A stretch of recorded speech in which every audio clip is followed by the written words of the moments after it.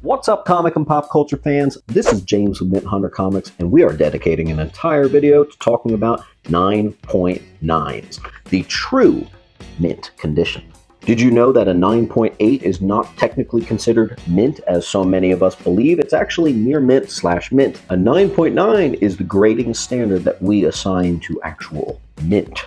Did you know there are almost 10,000 9.9s that have been graded since the start of CGC's grading back in 2000? Full disclosure, I was not able to get any data from PGX, EGS, or CBCS. So these figures are all CGC, meaning there are more 9.9s when you include these other companies. While 10,000 might seem like a lot, there's about 8 million comics that have been graded since 2000 with just CGC. So that actually means that only 0.1% or 0.1% of graded comic books receive the elusive 9.9. CGC lists it as a collectible nearly indistinguishable from a gem mint, which is a 10.0, but will have a very minor manufacturing defect. It will not have any evidence of any handling defects. For pricing a 9.9, the general rule of thumb that people like to say is it often should be priced at 4 times the value of its 9.8 counterpart. If a book's $100, the 9.9 equivalent should be $400.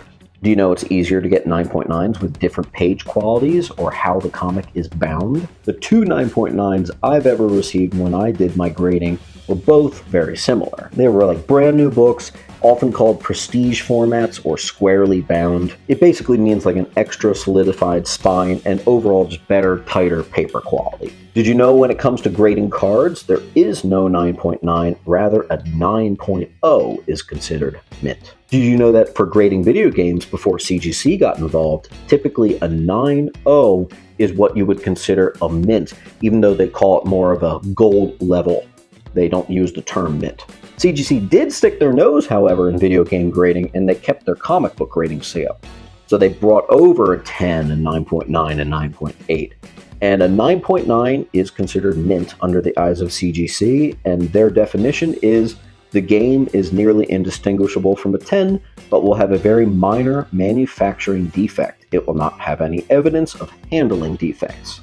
The oldest comic book to ever receive the grade of a 9.9 is with Zip Comics number 7, which is from 1940. The comic with the most 9.9s ever goes to Batman Damned at 888 copies that received the perfect mint 9.9 grade. I remember when that happened, that book came out and people were learning how well the book was put together, and when you submit it in, you might actually not only get a 9.8, you could get a 9.9, or even for some people, a 10. Everyone went nuts, everybody submitted it. Kind of similar to this next one, the number one 9.9 that isn't DC or Marvel has to go to The Last Ronin number 1 from IDW Publishing. There are 316 of those suckers. And let's interrupt our 9.9 chat to talk about the sponsor of today's video, Dynamite Comics, who's having a Disney extravaganza of an upcoming week here. You do not want to miss not only Gargoyles issue 2, but Darkwing Duck number 1. Yeah, you got that right. These powerhouse Disney comics are back. Make sure you grab 1 or 2 or 3. Hey, maybe you can get a 9.9 out of them. Fun fact, if Disney approves it, I'm working on a couple covers for Gargoyles. The overwhelming majority of 9.9 graded books that are golden, silver, and bronze age received 9.9s from CGC between 2000 and 2008, meaning they're not really getting it anymore. It's far more infrequent to receive a 9.9 more recently.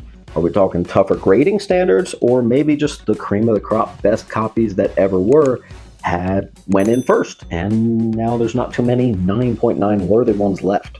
The top 10 rarest 9.9s relative to their other average graded counterparts are as follows. Iron Man number 1 from 1968. 7,826 of these have been graded. This particular one that got the 9.9 was graded in 2001. The average grade that an Iron Man 1 receives equates to about a 6.31. So to get a 9.9 for that is nuts. Mad Comics number 2. Before it was Mad Magazine, it was a comics from EC Comics 242 of these suckers have been graded. The particular one that got a 9.9 was graded in 2018. Wow. This book averages at 6.16 if you were to mash up and mix all the grades that it's received. Shock Suspense Stories, number 1 from 1952, 168 have been graded. This particular one that received the 9.9 was graded in 2003. The average grade that this book receives comes about down to a 6. War Against Crime 11 from 1950, again EC Comics. 64 of these have been graded. This was graded in 2016, and the average grade that this gets equates to about a 5.9. We are now below a 6.0 average for that book. War Against Crime number 10 from 1950, 48 were graded. Out of the 48, the average equates to about 5.91. This particular copy that got the 9.9 was graded in 2003. Tales of Suspense 47 from 1963. 567 have been graded. This particular one was graded in 2004, and it's got the average grade at 5.82. Shock Suspense Stories number 6 from 1953, EC Comics. 295 have been graded. The one that got the 9.9 was graded in 2003. The average grade that that book has received is a 5.78. Here it is again, the Zip Comics number 7 from 1940. 21 have been graded. This particular one was graded in 2001, very early on. Out of the 21 graded, the average grade is a 5.68. So to get a 9.9 is pretty nuts. Thrilling Comics number 30 from 1942, Better Publications. Only 7 have been graded. This one graded in 2003. The average they receive, if you look at all 7, was only 5.57. The most ridiculous 9.8 relative to the average that the grades typically get is Mad Comics number 1, 1952, EC Comics. 548 have been sent in. They average at 4.95. The 9.9 was graded in 2008. The first and earliest key comic to receive a 9.9 has to go to War Against Crime number 10, first appearance of the Vault Keeper, a highly significant narrator to the horror anthology at the time. He would appear in a lot of issues. The first major appearance in a superhero comic has to go to ASM number 19, which is a CGC graded 9.9. First appearance of Matt Gargan, aka the Scorpion.